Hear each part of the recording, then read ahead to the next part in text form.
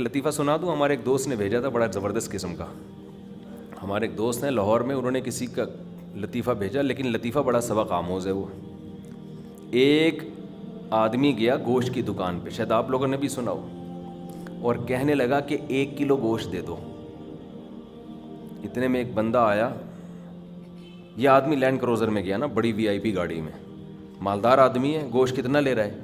1 کلو.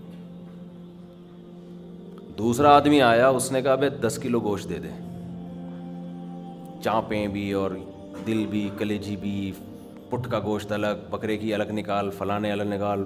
اڑے بھائی, وہ کسائی اس کو چھوڑ کر اس کے پیچھے لگ گیا نا, اس کو پہلے گوشت بنا کے دیا. یہ جو 1 کلو والا تھا نا 1 کلو والا, اس کو غصہ آیا کہ یار اس کو تو 10 کلو دے رہا ہے کم بخت, 10 کلو والے کو پہلے دے رہا ہے. اس نے کہا بھائی وہ اس کا آرڈر بڑا ہے, وہ پرانا کسٹمر ہے ہمارا. اس نے کہا یار اس کے پاس اتنا پیسہ کہاں سے آیا کہ اتنا ویسے گوشت لے کے جا رہا ہے. اس نے کہا بات یہ ہے کہ اس کی 4 بیویاں ہیں.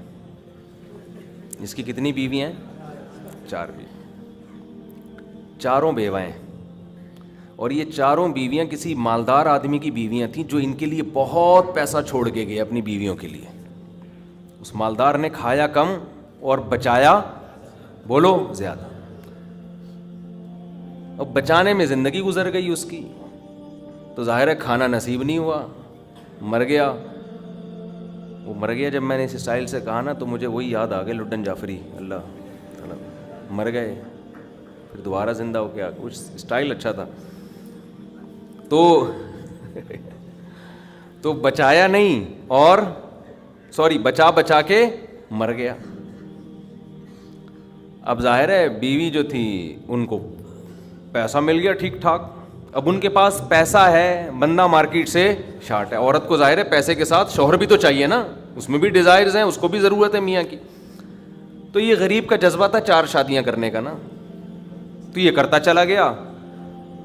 پرانے والے کا سارا پیسہ کس کے پاس آ گیا؟ اب یہ بیوی کے خرچے پہ کھا رہا ہے, یہ بچا نہیں رہا.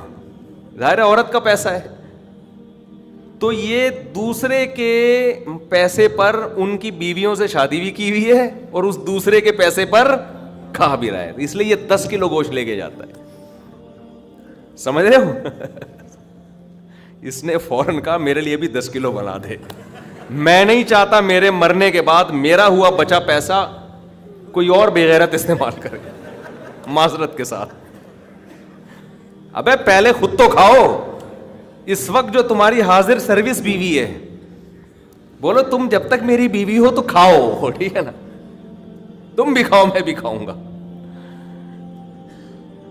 مر گئے تو بھائی وہ اس کے لیے نکاح کا دروازہ, اور جب ہمارے بیانات چل رہے ہیں تو یہ تو اور دروازہ کھل گیا ہے. پہلے تو بیوہ کو رشتہ ہی نہیں ملتا تھا نا, اب تو بہت سی بیوہ ایسی مارکیٹ میں آ گئی ہیں, پیسہ بہت ہے, بندہ نہیں ہے, ہم اپنے خرچے پہ شادی کرنے کے لیے تیار ہیں, کوئی شریف آدمی مل جائے ہمیں. اب تو ایسی بیوہ بہت آ گئی ہیں مارکیٹ میں کہ جی پیسہ ہمارے میاں بہت چھوڑ کے گیا, بندہ نہیں ہے.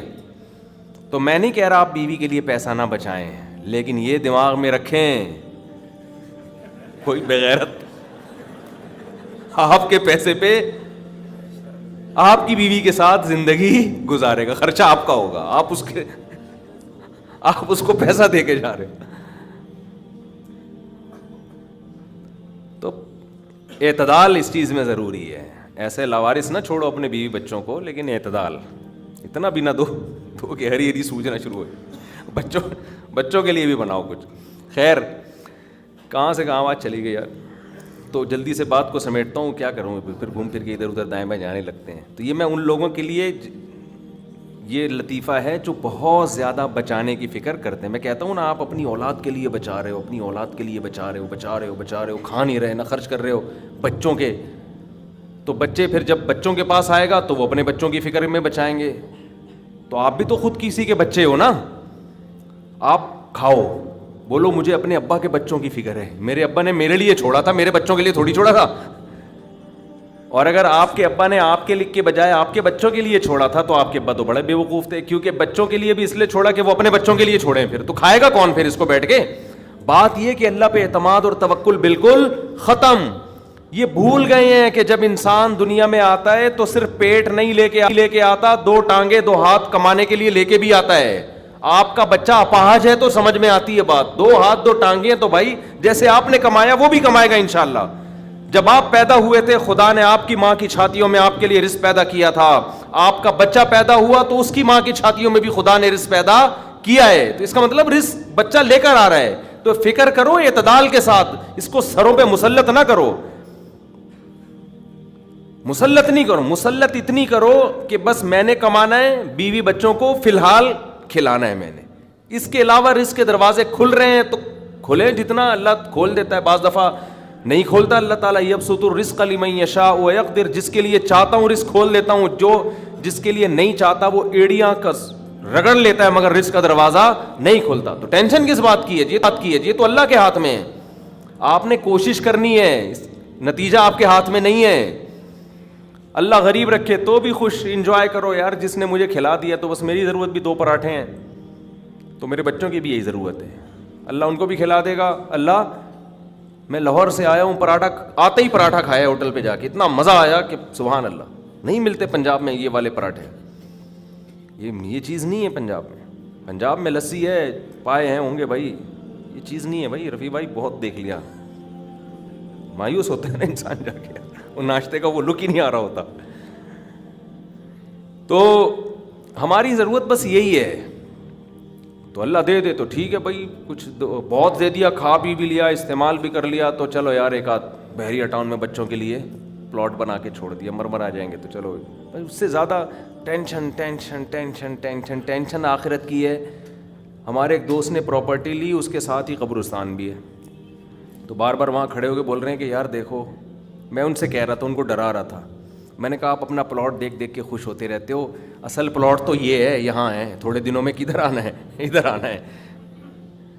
میں نے کہا یہاں آپ جو پلاٹ لیا اس پہ مکان بناؤ گے 10 15 20 سال کی کہانی ہے آپ کی, اس سے زیادہ کہ مجھے سفید بال دیکھ کے لگ رہا ہے کہ ہوگی نہیں. اور یہاں 20,000 25,000 30,000 پتہ نہیں کتنا رہنا پڑے. تو جب اپنی پراپرٹی کو دیکھنے جاؤ, ساتھ میں یہ قبرستان پہ تھوڑی دیر کھڑے ہو کر دیکھ لیا کرو کہ یار آنا کہاں ہے, ادھر ہی. تو اتنا زیادہ خوش ہونے کی بالکل بھی ضرورت نہیں ہے.